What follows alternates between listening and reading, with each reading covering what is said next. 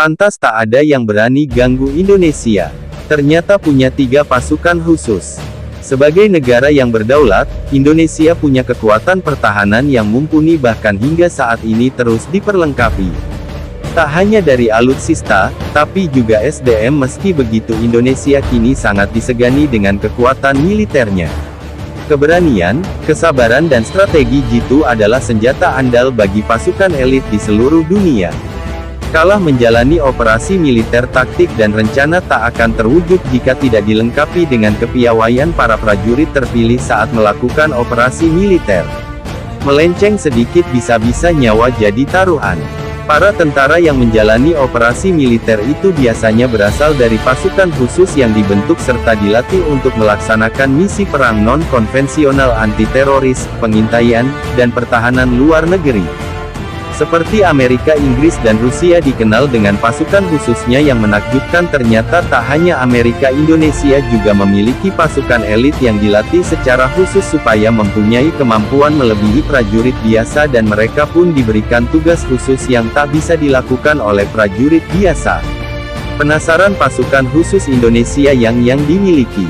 Berikut daftarnya yang dirangkum sripoku.com dari channel YouTube Daftar Populer. 1. Kopsus Gap Komando. Operasi Khusus Gabungan Kopsus Gap merupakan tim elit memiliki Tentara Nasional Indonesia hanya berjumlah 90 prajurit yang dipilih dari 3 matra. TNI Prajurit Kopsus Gap dipilih dari Sat 81 Gultor Komando Pasukan Khusus milik TNI AD, Detase 90 Komando Pasukan Khas dari TNI AU. Kopsus Gap didirikan pada tanggal 9 Juni tahun 2015, atas inisiasi Muldoko yang kala itu segera pensiun sebagai Panglima TNI pada 1 Agustus tahun 2015.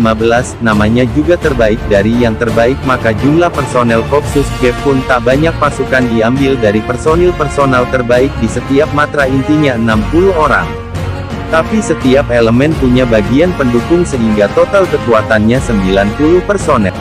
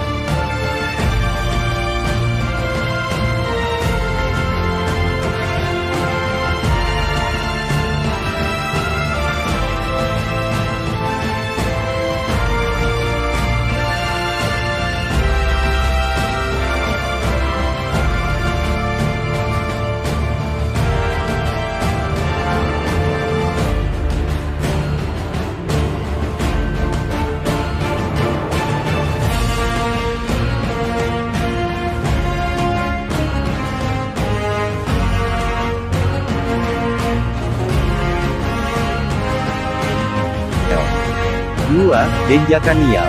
Di awal pembentukannya Denjaka TNI AL hanya beranggotakan 77 prajurit.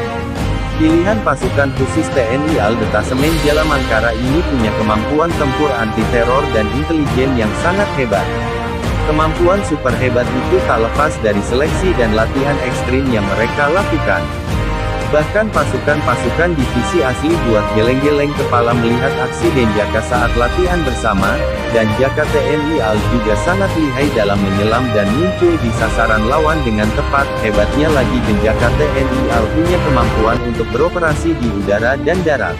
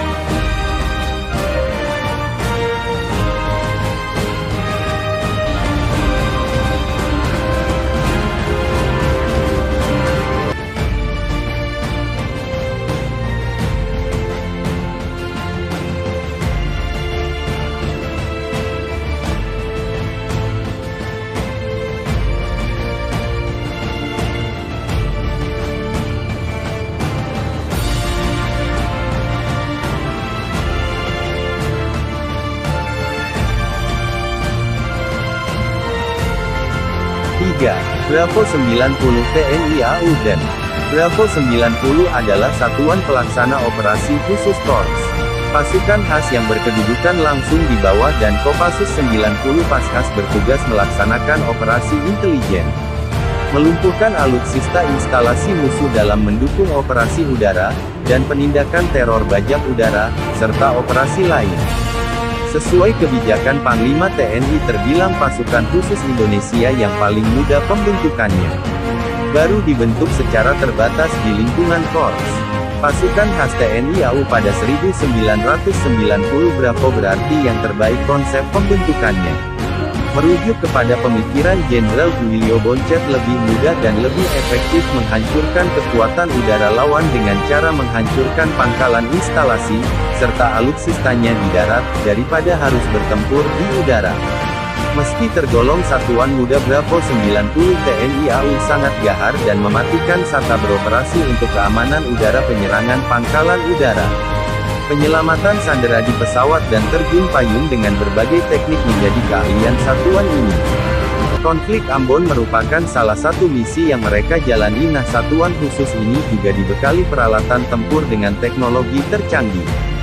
Gilanya lagi saat berlatih mereka dihadapkan dengan perang sungguhan termasuk menggunakan peluru asli.